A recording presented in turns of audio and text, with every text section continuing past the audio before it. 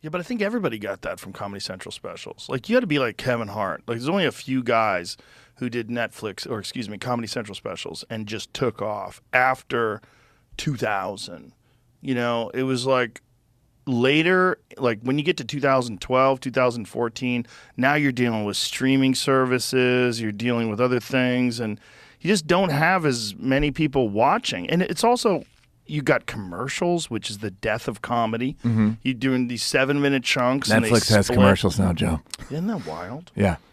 I know. I wonder. I'm like, I want to watch it. I wonder, because it's not, they don't even say where do you want us to put the commercial. But are the commercials before shows or during shows? I have no, it's new. Boy. So I think it's during. Oh. Because if they're after, ain't nobody watching it. If they do it during shows, I will be very upset.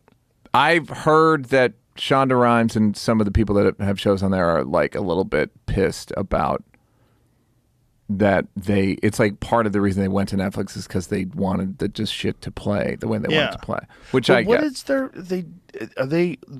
They lost a shitload of stock with the Chappelle thing. Like their stock crashed. It didn't have to do with Dave though. What did have it had to do with that? Because it was an earnings. It was to me, my understanding of it was the earnings. They just had it was the first time subscribers were flat, or I think they lost 1 million at one point. Right, but it was also, there was a very big public response to the woke bullshit that they were pushing, and the fact that they would entertain that special was in any way transphobic to the point where they had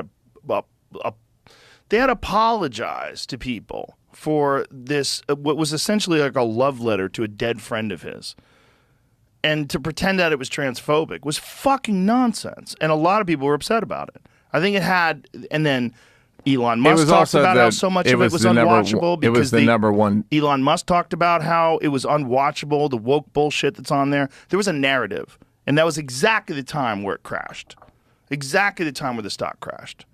There was unquestionably, there's a narrative that Netflix was fucking up.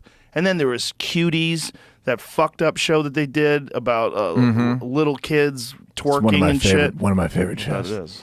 I love, boy, oh boy. Is that still on? I must have watched it. Can you still watch that? Or do they take it down? Joe, I would binge that and then I'd binge it again. I bet you did. You don't have kids. My God. Yeah, no, I don't. My understanding was that they were not related. Still available. Timeline-wise. Wow, still available. Fahim has a really funny joke about Euphoria, the HBO show. That's the one about kids? Yeah, and he's like, who was this for? Yeah. Because if you're an adult, you're just watching teenagers fuck each other nude. Right. And if you're a teenager, you're just watching kids do drugs. Like, it's like no one watches it for the right reason. Right. That's a good point. That's a good point. Do you remember Kids? Dude, remember the movie Kids is one of my favorite movies. There's some movies that are like that movie's like got very little plot, but you were never, I was 19 and like lived in the city and would just walk around. I didn't skate, but like I was like just a little rat who lived on St. Mark's. So that movie spoke to you. Yeah, I mean, I just think it's a really well-made movie. That life is super dangerous now with fentanyl. Like it was dangerous back then to just be running around being a teenager doing drugs, but that life now is fucking horrendously dangerous. Yeah, yeah, that's the when somebody dies, you just go, it's fentanyl. Yeah. Like now if it's not, it's Prince, or I'm sure the Aaron Carter kid who died recently. Yeah, it'll be if it's not directly fentanyl, it'll be drug use, long term, heart. Yeah. He was trying to come on. Was he? Yeah, I didn't think I would have a good conversation with him. He was just so. I've had conversations with multiple child stars. It's a sad reality that they don't develop. There is no redoing that. If you become famous when you are a young kid, you're fucked.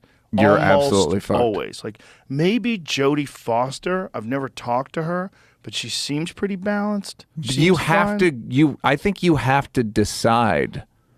I'm gonna stop. I have to take a break, and I have to go. Jodie Foster went to Yale, I think.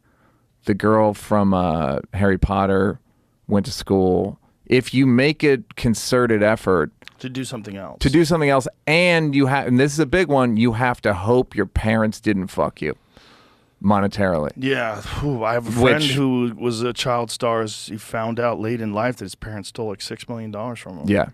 It's and you real just, common. They feel like they deserve it. yeah. I think there's a new law that protects kids, but that's one of those things you just gotta fucking hope, dude. You gotta hope, which you handle you seem to have not a lot of outside people, or you hide it well. Meaning you don't seem like you don't have a crazy family, you don't have a crazy, like, there's not a lot of people asking you for handouts that I'm aware of, obviously. I'm sure you get plenty of like, hey, do you think I could, but it seems It's like mostly people I don't know well, honestly, Right. that are Yeah. asking me for stuff. well, that's when it becomes family, or you got to hope that you that you just are in a good situation. Like I did a thing with that guy Giannis Antetokounmpo, the basketball player, and he's Greek, and like him and his brothers are all in the NBA, or like they all are pro basketball players, and it's like, and I was like, you're very lucky that you're all paid. You're all like, he doesn't have to worry about his brother. It's like he doesn't have to worry about people. That's a real drag, that family stuff, because it's a real drag. Because Yeah.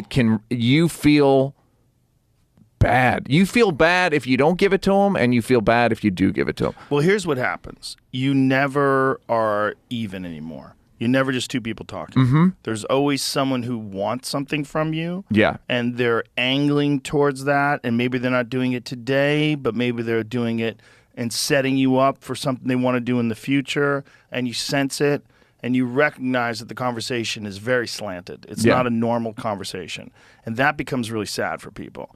And some people, it makes you not trust anyone. Yeah, some people feed off of it, though. Some people like it when everybody is like looking for something.